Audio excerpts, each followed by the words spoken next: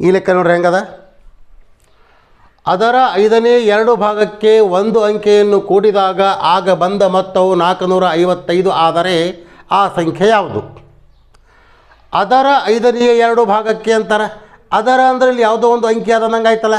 ಅಂದ್ರೆ ಅದರ ಅಂದ್ರೆ ಅದರ ಎಂದರೆ ಎಕ್ಸ್ ಆಗಿರಲಿ, ಎಕ್ಸ್ ಆಗಿರಲಿ. ಅಂದ್ರೆ ಅದರ 5ನೇ 2 ಭಾಗಕ್ಕೆ ಅಂದ್ರೆ ಒಂದೇ, ಎಕ್ಸದ 5ನೇ 2 ಭಾಗ ಅಂದ್ರೆ ಒಂದೇ.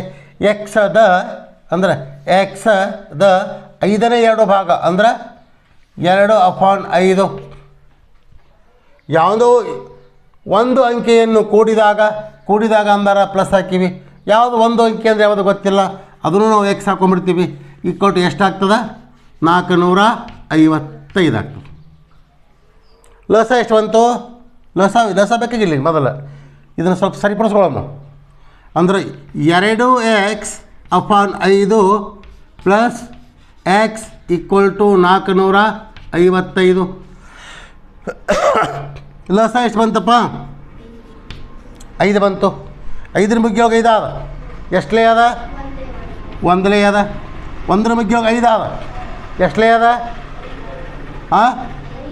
5ಲೇ ಅದ.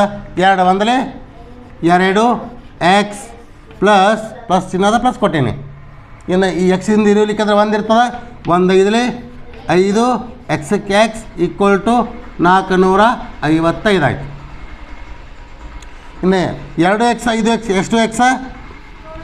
7x/5 equal to 455.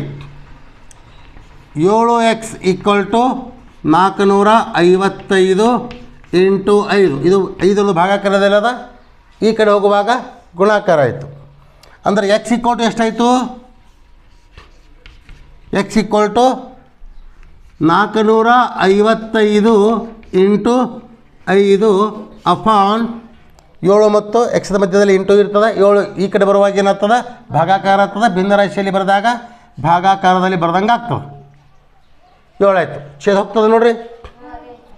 7 1ಲೇ 7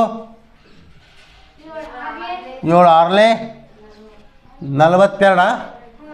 ಎಷ್ಟು ಉಳಿತು? ಎಷ್ಟಾಯಿತು? ಎಷ್ಟಲೇ? 7 5ಲೇ. ಅಂದರೆ ಎಕ್ಸ್ ಈಕ್ವಲ್ ಟು 65 ಇಂಟು 5 ಆಯಿತು. ಮತ್ತೊಮ್ಮೆ ಸರಿ ಕಸ್ಕೋರಿ. 65 5ಲೇ ಎಷ್ಟು? 325. ನಮ್ಮ ಆನ್ಸರ್ ಇದೇ ಆಗ್ತದೆ. X equal to 325. 325 ಎಷ್ಟನೇ ಆಪ್ಷನ್ಸ್ ನೋಡಿರಿ? The right options